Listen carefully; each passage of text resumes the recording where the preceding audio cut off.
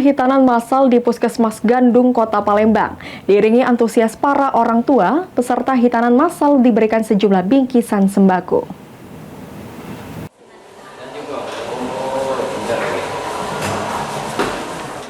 Seperti ini antusias para orang tua yang menemani anak mereka mengikuti pelaksanaan hitanan massal gratis di Puskesmas Gandus Baru, Kelurahan Pulokerto, Gandus.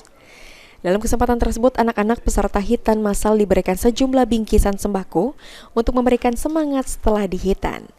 PJ Wali Kota Palembang Ratu Dewa mengatakan, hitanan massal gratis adalah program yang membantu langsung masyarakat dan bertujuan untuk meningkatkan mutu kesehatan guna meningkatkan indeks pembangunan manusia di Kota Palembang.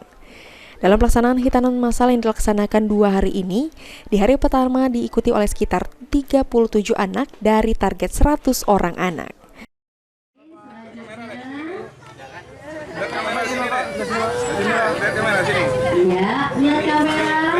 Di Puskesmas Gandus melaksanakan hitan gratis dan saya berikan apresiasi, apalagi sektor kesehatan merupakan salah satu sektor dalam rangka meningkatkan indeks pembangunan manusia.